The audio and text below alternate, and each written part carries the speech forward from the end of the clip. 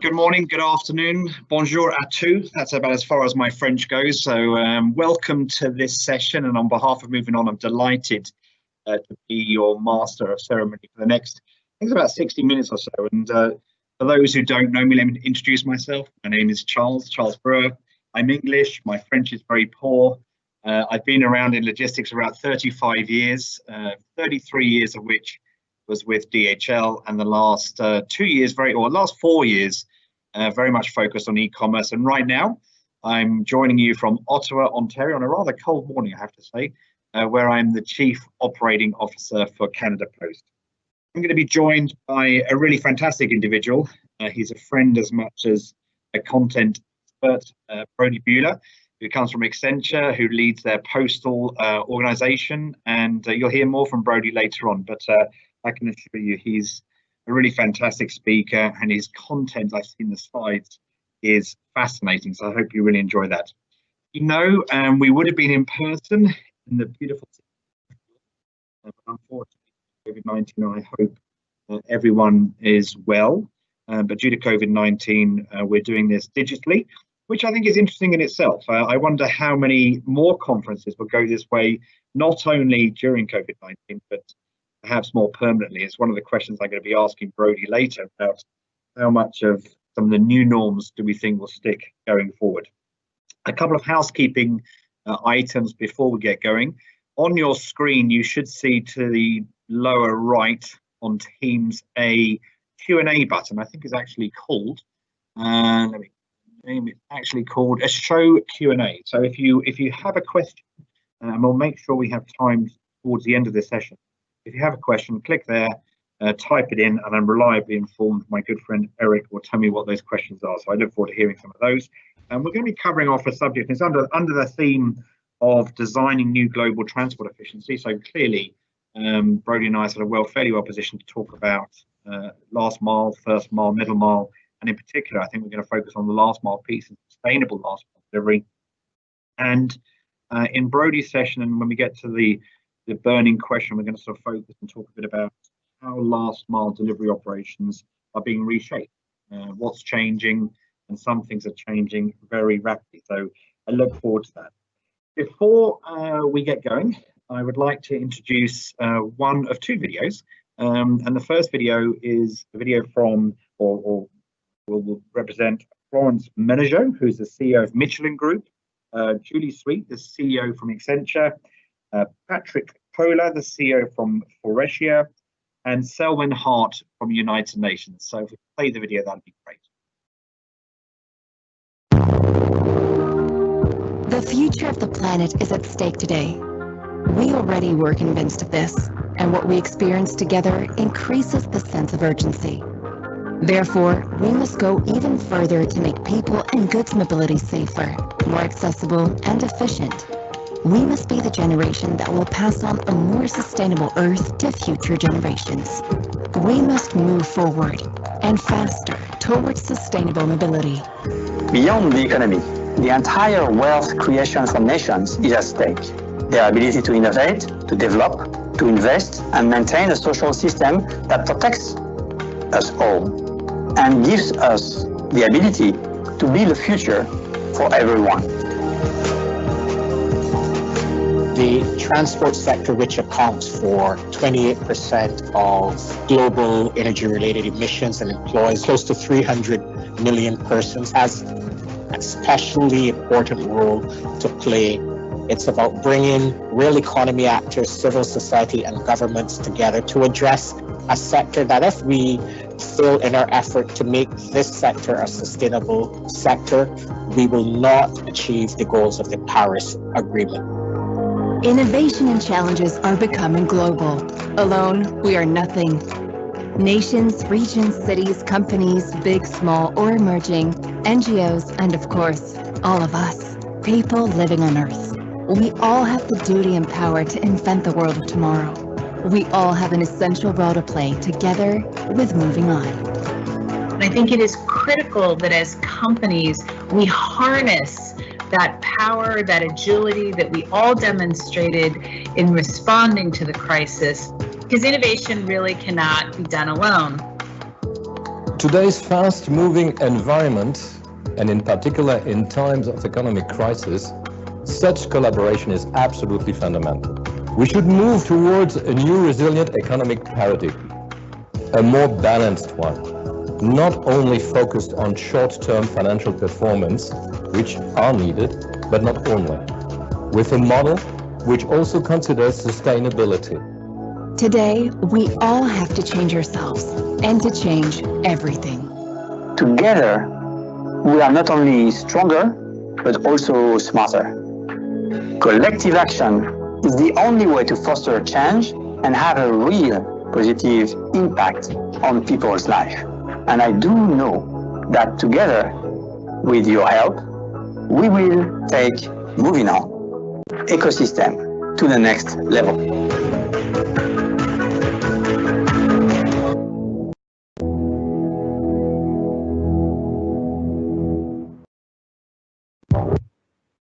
Yeah, so first and foremost, I thought the video is fantastic, and the commentary is spot on. And I guess a summation of that video, and certainly for me, operating logistics, is has this subject, or is this subject, moving from a nice to have to must have? And you only have to look at sort of the recent news, even in Canada, where cities are announcing shutting down streets, creating more walkways.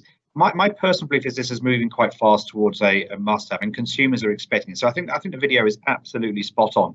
To that point, and moving swiftly along towards Brody, Accenture have put together an amazing video. I think it's absolutely fantastic. It talks about the new norms and perhaps what things would look like going forward. So without further ado, I'd like to ask the team to play the next video, if I may.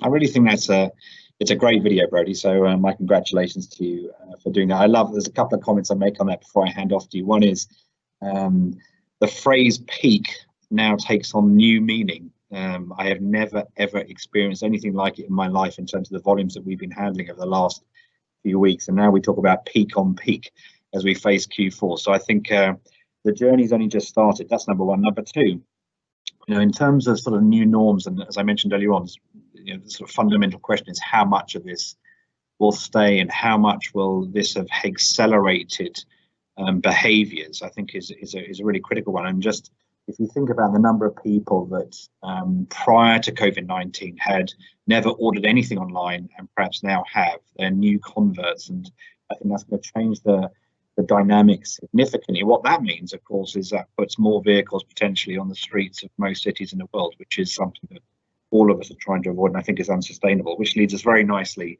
into the presentation that Brody's going to present. Just one last comment before I hand off. I saw a lovely, rather comical view of sort of this shift and change of importance and the sort of essentiality of delivery, which was showing a chart, a graph, which showed the importance of 4 or 5 different metrics, from sweatpants through to the internet, through to the Wi-Fi, through to delivery. And delivery at the start, before COVID, it was kind of near the bottom.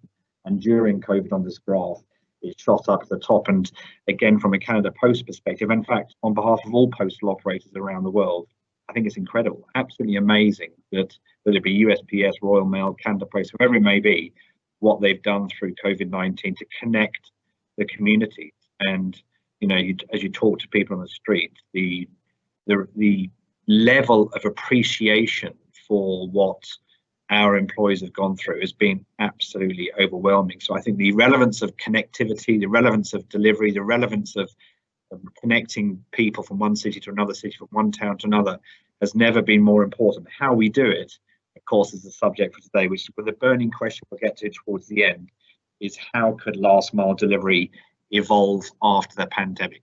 That said, again, I mentioned Brody at the start. He's been with Accenture, I think, more than 20 years. He can tell me if that's wrong, but I believe more than 20 years. He's the global managing director for Post and Parcel. He's a great friend, if anything else. As I mentioned earlier on, always fascinated by his presentation, and I've seen his slides. They're absolutely excellent. So without further ado, Brody, I hand off to you. Excellent. Thank you, Charles. It's great to be with you today, and great to have this chance virtually to speak to everybody. I think it would be more fun to be in person, but this will be a good alternative. As we start this presentation, if we go to the next slide, as I start this presentation, I want to set maybe a little bit of a backdrop. And as the SARS epidemic began in China in 2002, Alibaba was a small B2B e-commerce player that had just recently turned a profit. And if you look at what was happening in China at that time, e-commerce was anemic, but a lockdown occurred and it became important to find new ways to get things. And Alibaba was offering a great way to turn on brick and mortar businesses. They could start selling online for free using their platform. And you all know how that story progresses. They began to grow at 50% CAGR year over year. E-commerce today in China is 46% of all commerce, and they've got this remarkable e-commerce infrastructure that's been established. With that backdrop, I want you to think about the statistics on this slide. You've all, I'm sure, have been very aware and heard quite a bit about the growth in e-commerce as economies have locked down, and that's been really the lifeline. And as Charles pointed out, I would say congratulations and thank you to the remarkable effort of all of those organizations that are delivering packages. You have become the lifeline.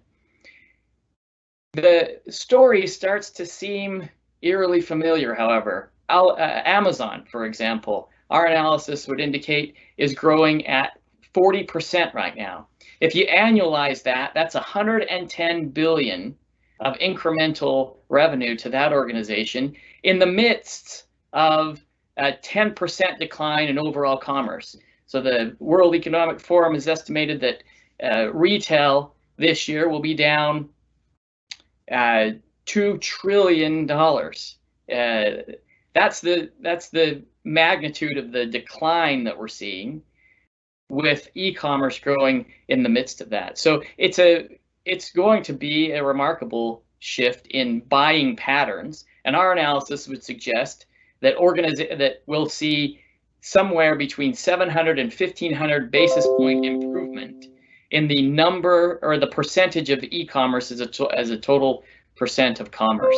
So in places like the UK, that's going to mean, and we're already seeing this, you're going to go from 20% to 30% e-commerce. And places like the US is going to go from something around 12 to 13 to something more like 20, 21. The other thing that's been fascinating to study as we've watched this, and I spend about a third of my time with our retail practice, is the investments that retailers are making to radically reshape their stores out of necessity. Right, the brick and mortar was shut down. People couldn't open your stores, and so they've had to find different ways to use those. And you can see the numbers here, right, of the increase in things like BOPIS, buy online, pick up in store, click and collect, and those sorts of endeavors. Our expectation is that that transition continues for the next several months for 3 reasons. The first is the investments have already been made. So they've already started the process of transforming the stores. And our analysis would suggest that they've accelerated their transformations by 3 to 4 years. The second is the aperture of the store is constrained and will be for an extended period of time. With social distancing rules, with the governments limiting the number of people that can enter into these stores, you're going to have a smaller aperture and a struggle to really get the investment or the return on the investment out of those stores in the future. And then the third is the mitigation strategies that we're seeing right now, and kind of a risk of an additional flare-up, require that you use this distributed node process and get things into different places so you aren't shut down when a flare-up occurs. So the combination of those 3 things would suggest that this transformation of using stores as fulfillment centers, as local nodes, will continue into the future and will be a dominant feature of the new normal.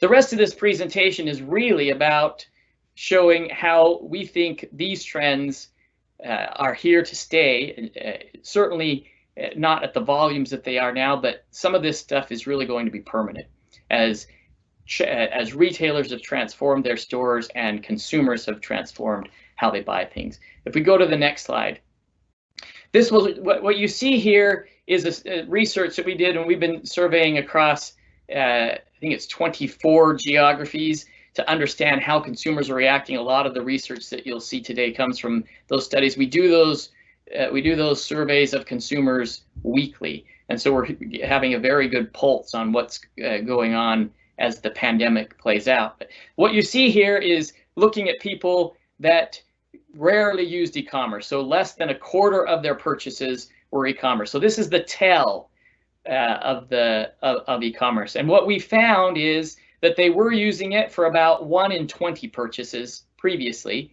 and they are now using it for about 1 in 6, and that will continue. And perhaps the best example of this I can find is my parents. They're in their 70s, live in rural Utah, a state that was relatively unimpacted, to be honest, by the virus. And as this started and they went into lockdown, I was talking to my mom and I said, I wonder if people are going to start buying more things online. I think we're going to start using Amazon a whole lot more. She had to be at the very end of that tail, right? The 5th to last person in the world that was going to start really driving e-commerce growth. And now they buy everything online. So that's the sort of thing we're seeing, is a broadened set of users adopting e-commerce. And these are people that would have been brick and mortar for a long, long time, have now significantly accelerated their adoption of e-commerce. If we go to the next slide, what you'll see here is that we're looking at how to segment consumers. And what we really found is that you can kind of segment into a third that are in a diminished financial state. You've got a third that are relatively unimpacted, and then you've got about a third that have increased growing power. Think of it that way. On the financially squeezed side, I'm sure you've seen the numbers, but they're fairly dramatic. In the US, 33 million people have filed for unemployment. The World Economic Forum put out a report on this. They indicated that in France, it's over 50% are being supported by the state right now. In the UK, they've got 25% of the workforce that have filed for the paycheck protection programs. That gives you a sense of the breadth of the change in the financial capacity of these financially squeezed individuals. And that will persist for some time as economies slowly reopen. But you've got a group that have less. You've got this group in the middle that have minimally changed, and then you also, interestingly, have a group that have more. If you look at the declines in certain categories, travel down 60% or down 80%. As you look at projections into the future, in Asia 58% down, in Europe 51% down. People are spending less on travel and that have that disposable income now added into their availability. If you look at what's happened with apparel, down 60% in March, down 89% in April. That gives you a sense of the change in spend that has occurred as you've got this group now that has a much higher amount of disposable income. They haven't been able to spend it on all these other things. The stores have been closed and options have been limited. That group is 5 times more likely to buy online. And so in addition to the tail being brought into e-commerce, you also have this group that now have more money to spend and are more likely to spend it online. If we go to the next slide here, one of the things that we're looking at is how they'll change, those different groups, how they've changed their shopping habits. And 2 things I want to point out on this slide. The first is that sustainability is the big winner. 64% on limiting food waste, 50% roughly say they're going to be making more sustainable choices. Sustainability is emerging from the pandemic as an important element, and I think a lot of people thought it was going to take a back seat, but the consumers that we're surveying say that that is going to persist in its importance. The other thing is local is becoming far more important, and it's easy to see why that would occur as it gets harder to get places, right?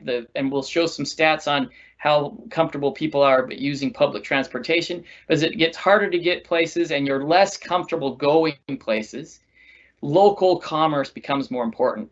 And so companies that are working to enable local commerce will likely be big winners going forward.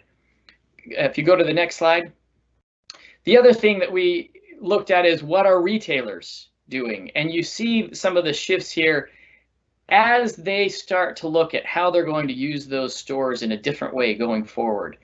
It's clear that they're going to have to make some fundamental changes. And so being able to offer a click and collect sort of model, whether that's curbside or just inside the door, contactless payment, social distancing capabilities, the retailers are adjusting to accommodate these changed buyer behaviors and are going to have to take fairly remarkable steps to address the fear of physical that's out there now as things begin to normalize.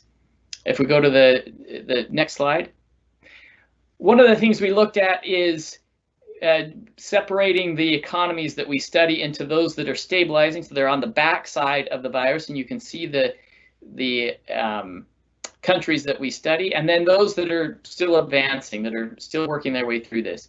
And one interesting fact emerges is as you move into that stabilization, the health concerns come down fairly dramatically, from 80% to 69%, you see there. But the economic concerns persist, unchanged really, as you emerge from the pandemic and begin to start to get back into normal life. Those concerns will persist for some time after the lockdowns are over. And those are the concerns that are radically reshaping commerce and the buying patterns of these consumers. If you go to the next slide. One of the things that we've been looking at is how quickly consumers come back to brick and mortar after the lockdown occurs. So what you see at the 0 line is when lockdown ended, and you can see different countries as well as the state of Georgia, which was one of the first in the US to reopen, and how quickly things are coming back. And what you clearly see is that it's going to be a very gradual return.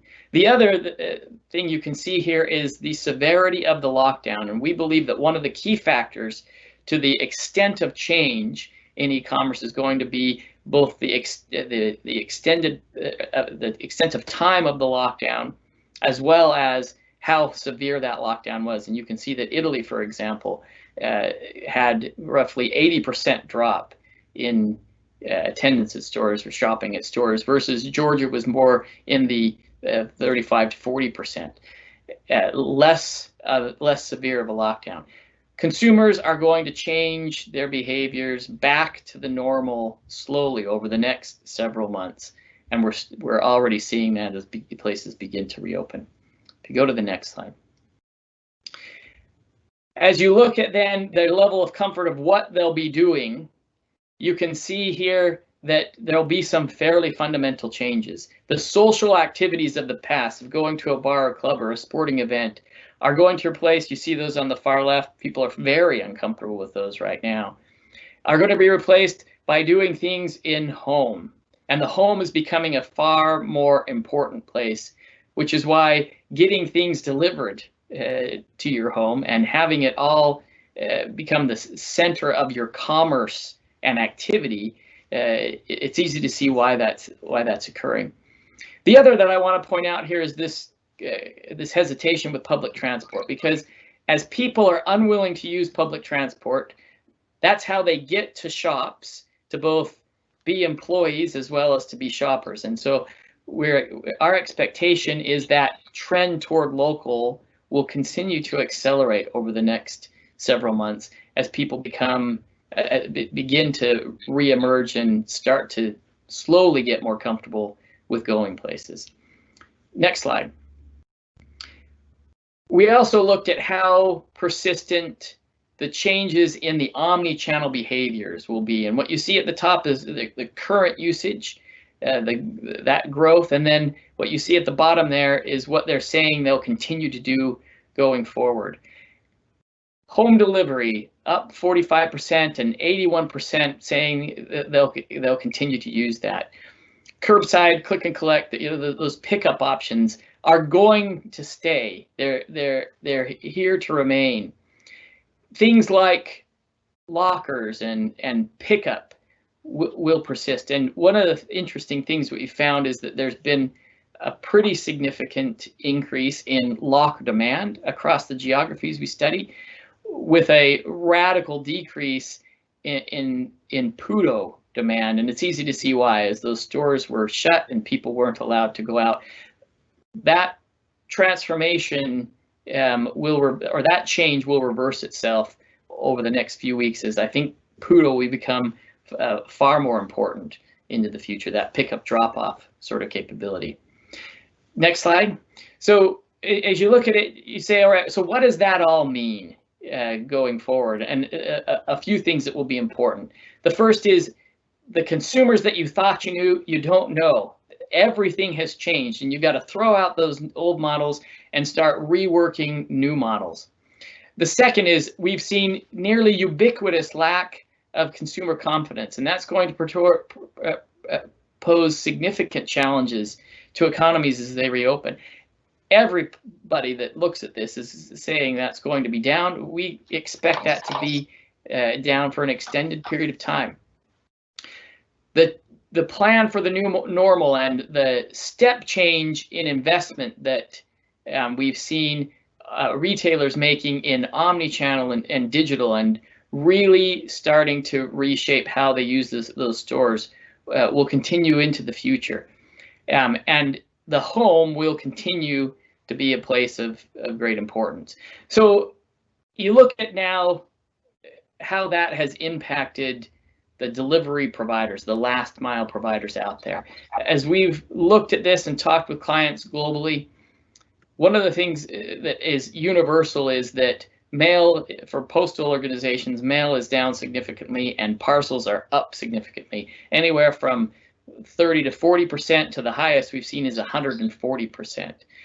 For the pure parcel providers, B2B down significantly, B2B up significantly, and same sorts of numbers. So we're operating in this peak-like environment.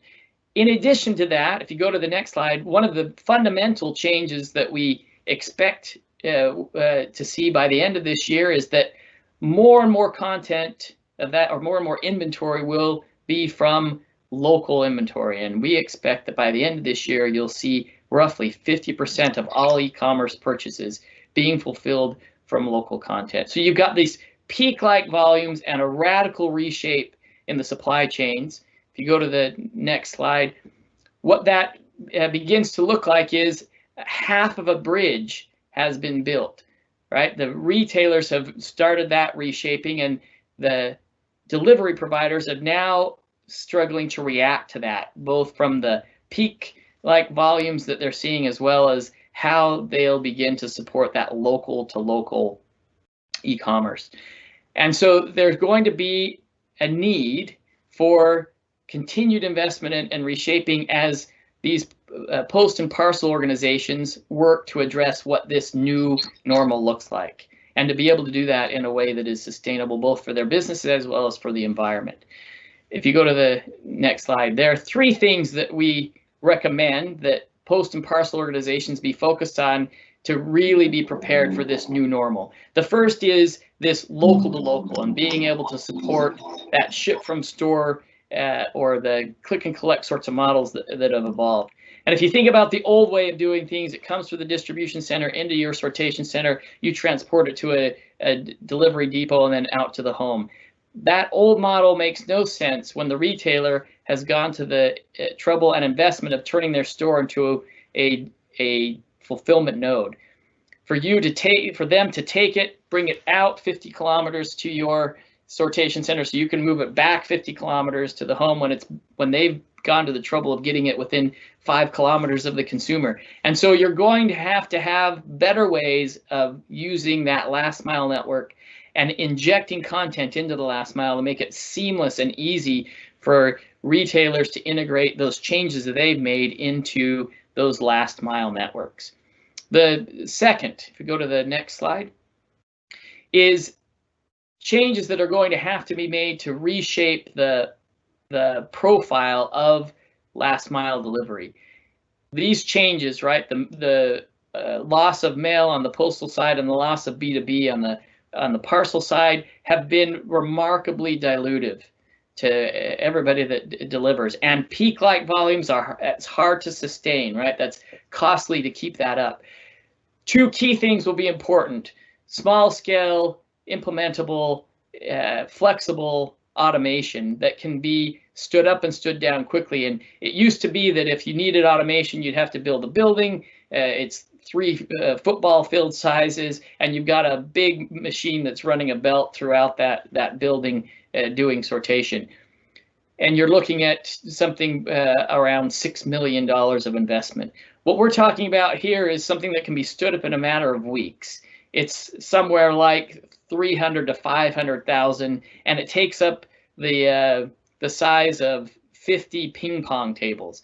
It can be put up in existing spaces and can be used to really reshape how sortation can be done, and it can be done in a much more economical model. The other thing that we're looking at is the power of analytics and using that data to really optimize the throughput of the network.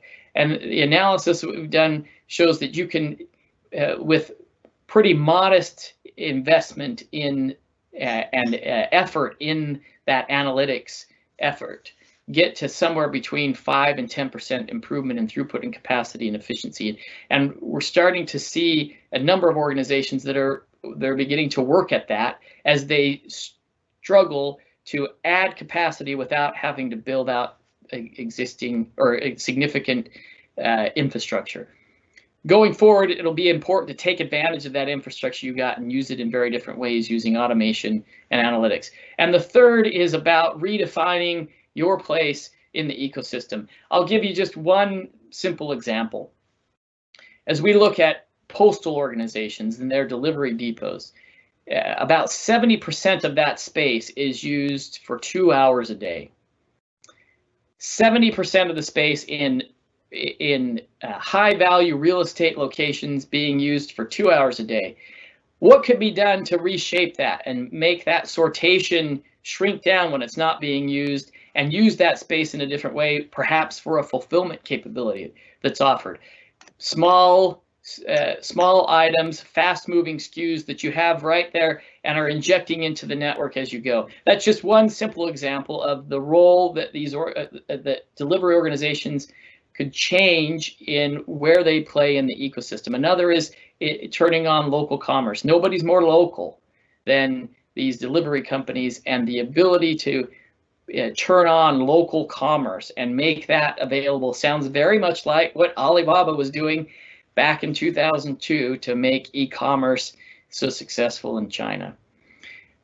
How does this all then impact the environment? If we go to the next slide in the sustainability elements, we are almost done with some analysis of how all of this has reshaped and the carbon footprint impact in 3 cities.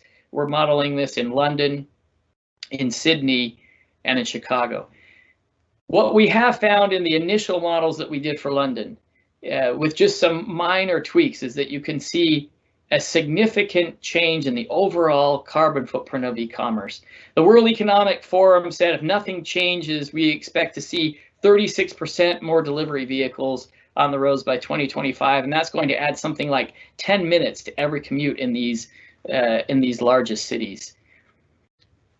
This reshaping changes that fundamentally, and we believe that local inventory combined with new local delivery capabilities that are automated and made more efficient will have a remarkable effect. And the analysis we've done in London said it's 500 fewer delivery vehicles and 2,000 fewer cars on the road per year by just some very simple changes.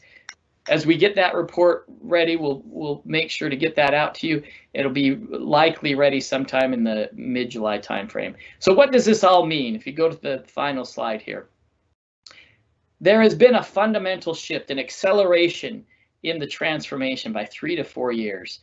And the choices now before last mile companies are pretty stark. There will be this consistent and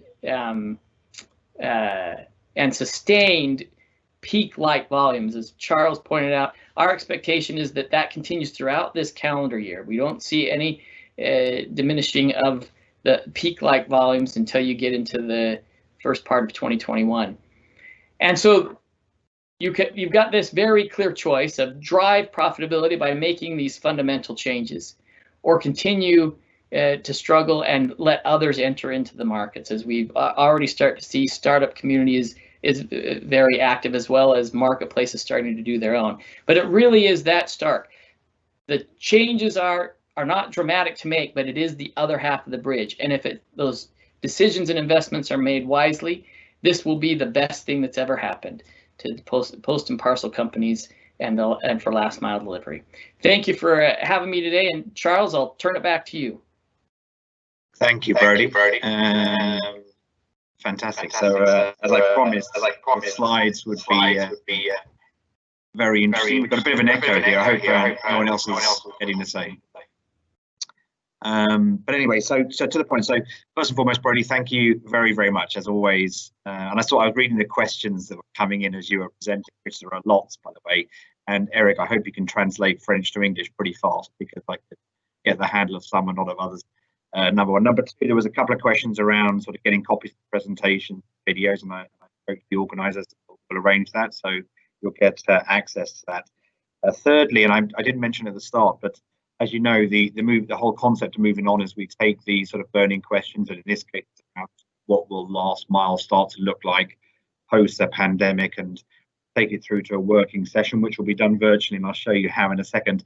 They'll start in around September time. So if anyone who's joining this call has a desire to be part of that working session, then please, again, in the Q&A box, just record your email and your area of expertise. That'll be fantastic, and the Moving On team will contact you to arrange that. So without further ado, and we're going to come back to Brody in a second, we'll give him a few seconds to grab a drink and relax a bit. I'm just going to show you a video. So we partnered, or Moving On have partnered with a company called Tulsum. Tulsum, well, they do many things, but they have a proven, tried and tested approach to creating virtual working sessions. So without further ado, I'd like to play the video that just shows you how that will work.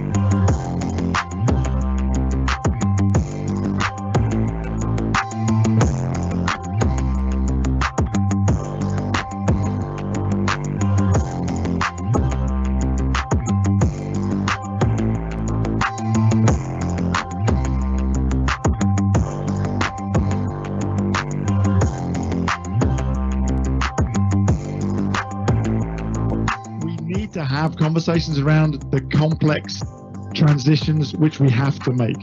What do we need to do to make this happen? We need to build an ecosystem, tackle the barriers. So this is the job that's before us today.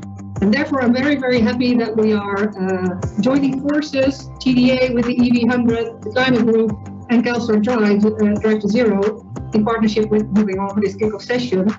And now let's move on.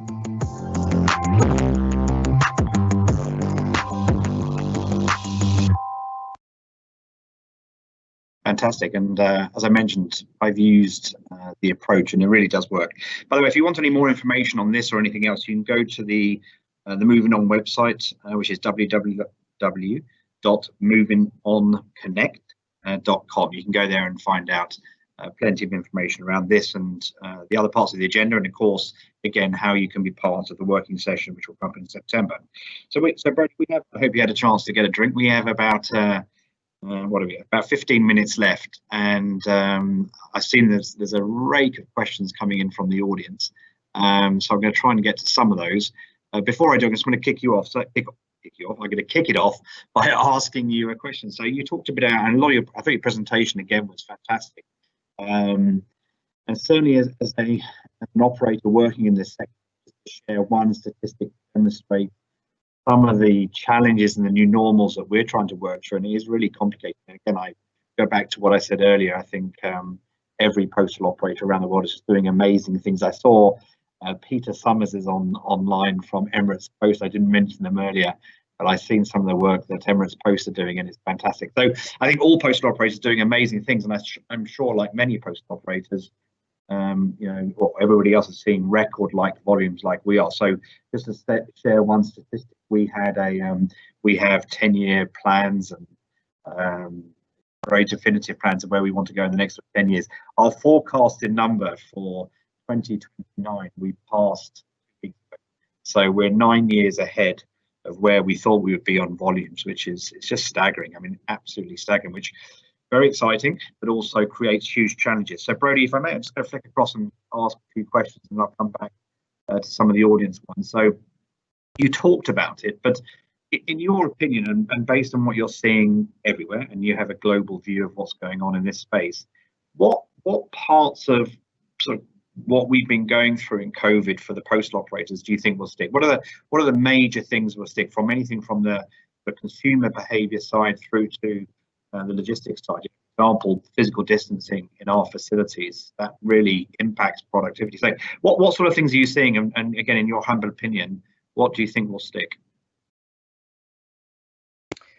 So my expectation is that we'll see going forward somewhere between a third and a half of these incremental volumes sticking around over the long term. So volume, incremental volume is one thing that's absolutely going to stick. Another will be the need for that local capability. If you think of the challenges with making money in e-commerce that used to exist, right? It was dilutive and delivery was hard and all those things. Those are magnified in brick and mortar today.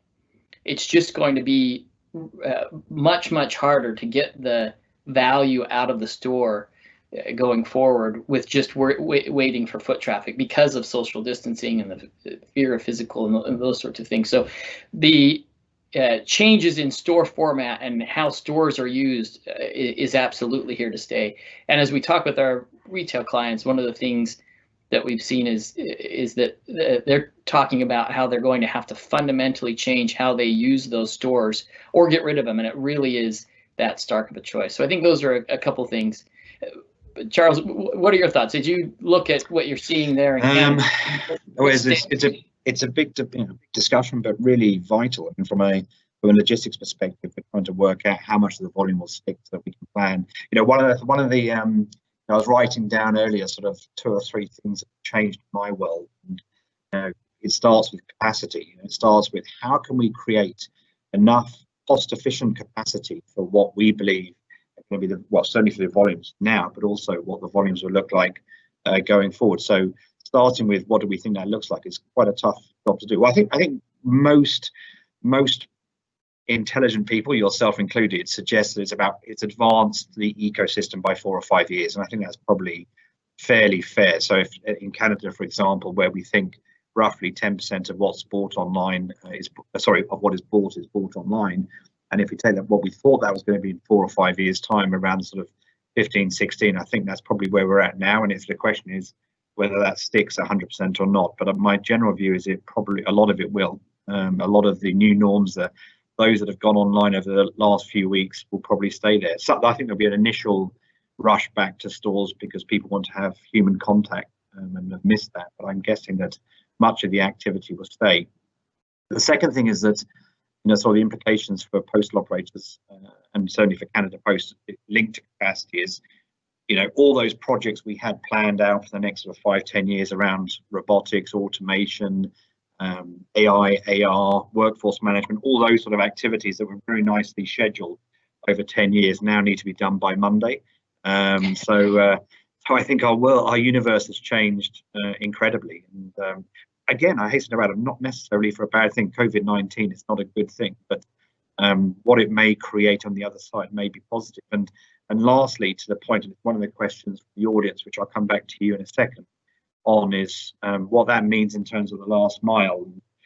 We had on our agenda a plan to very quickly look at how we can start to use alternative delivery models particularly in urban centres, so in Montreal, Vancouver, Toronto, and particularly things like cargo bikes and other items like that. So alternative methods, which we think are a good thing for lots of stakeholders, including our employees. And that was sort of a 2, 3, 4 year plan. Now it's a 2, 3, 4 day plan as these cities are announcing sort of major changes. And again, I hasten to add, I think that's quite a good thing. So I guess there's going to be lots of things that we're still working through, but it just advances everything significantly. But the question that was asked by Mark in Canada, which was, Brody, how do you, and this links to that point, which I think is a really good question, how do you drive enough delivery density, smaller delivery vehicles like cargo bikes, to make them economically viable or even competitive to larger vehicles, when they also add to street congestion given the number of bikes needed to replace trucks? So if you take that sort of more holistically in terms of the last mile in metros and urban centres, and there's lots of different models out there, where do you think that's going to go, and maybe touch on the question itself? So last mile in urban centres, one of the, I think, is the kind of the essence of the question, and then how do you inject sustainability into that? That's one of the things that we're very interested in getting a lot more clarity around, and hence we've got a study going now that's modeling what those changes might look like. One of the key things that we're factoring into that is, can you radically shift the consumer mileage profile while only moderately shifting the delivery mileage profile, if you will, and then the shift of that into slightly smaller, far more fuel efficient vehicles that gives a very different profile, a carbon footprint profile for the delivery. organization. And I think we've seen a little bit of what's possible, right? You know, when you move into a lockdown scenario, lots of analysis has been done of kind of the change in carbon emissions and you know, what it looks like when people have things brought to them. I think we'll continue to see the use of smaller fleets in high density urban. It's out of necessity. But I think as you slide back from that, what you'll find is that you'll see the drop densities significantly improved in many of those regions, which means they're going to get much better utilization out of the fleets they have, and that should then allow them to accelerate those transformations of their fleets into far more sustainable vehicles. So that's how we would expect that emerging over the next few months and years. Yeah, and I think there's a lot of other questions sort of around the same subject. Again, I agree with you, Brodie, and just to give a slightly more Canadian perspective and Canada Post perspective, one of the things that we've concluded is that one size doesn't fit all. I think historically we've kind of had either a foot letter carrier or a vehicle or a motorized vehicle, and it's sort of an either or. And I think actually, when you think about urban centres, whether it be Paris, London, Toronto, Montreal, whatever city, you know, one thing that's completely critically clear is that those cities can't absorb the volume of vehicles that e-commerce and online shopping drive, not just for eating, whatever else it may be. So there has to be alternatives. I think that's number one. Number two, I think cities are becoming, and municipalities are becoming more definitive around saying you can't enter our city unless you have the right greenhouse gas vehicle, so you know, a carbon neutral footprint. So I think that's going to come as well at a faster clip. And I think thirdly, companies, and again I speak for Canada Post, take the subject of having, you know, a sensible purpose and having a sensible footprint that meets the demands of climate change, etc. I think taking it far more seriously. So again, back to the point I made right at the start, and it's only my humble opinion, the sort of nice to have has moved to a must have, and I think you're going to see a rapid change in terms of how logistics companies, postal companies, parcel companies, and you already are in some cities, come at this problem and opportunity. Just one question, one other question, Joe. It comes up very often, and I see it in here, so I'm going to ask it, Brodie, and apologies for being on the spot a bit. It comes up, and I've been asked it many a time. I'm not even sure I know the right answer. Do you see, Brodie, any evidence of open source delivery? So do you see a day where either through mandate from a municipality or through choice by the carriers, where they'll say, hey, you know, a yellow vehicle, a red vehicle, a blue vehicle, a brown vehicle, a green vehicle is no longer sustainable, therefore let's have one vehicle where we co-use? Do you see any evidence of that happening? I've got to be honest, I haven't, but you Brodie? We've seen a few minor experiments around that. I think it was there were several companies that got together and did an experiment around the city of Paris, if I recall correctly, and little experimentation elements like that. I think that's a longer way off. Yeah. Maybe in some of the largest cities that are most environmentally conscious, they'll start to do some lockdown sorts of things and say you can only have one. What we've seen really emerge coming out the back of this is the drop densities have improved dramatically for everybody. So where it used to be that you'd have a few that really had the right density to be able to do an economical and sustainable delivery into a lot of these suburban areas, they're now a much higher number that are able to do that. And so going forward, I think the real question is, how do you start to make that more sustainable with the policy and regulation that's put in place that will allow the business cases to be justified to invest in those new fleets? are you? It sounds like you haven't seen much of that. No, no. I get asked the question at many events, and it's a very good question to ask. But I've got to be honest, I haven't seen any evidence of it. I don't think that decision will be born out of a carrier. It'll probably be born out of necessity from a city or whatever else. So if it was to happen, it's probably going to come from a push and a shove to a volunteer. I would say that on the opposite side, I mean, there is plenty of evidence that says, if you think about last mile delivery, it's not just a vehicle. It could be Kudo, it could be from lockers, or it could be from retail. There is sort of good evidence and good examples of retailers who offer multi-carrier collection points and delivery points. There is certainly good evidence, and the same is true for lockers. And I think, again, my humble view that going forward, lockers may well become shared as opposed to solus, but that's certainly something we're seeing. Okay, so last couple of questions, Brodie. There's quite a lot of questions around sort of the local piece that you presented, and I'll just sort of replay some of those and feel free to jump in.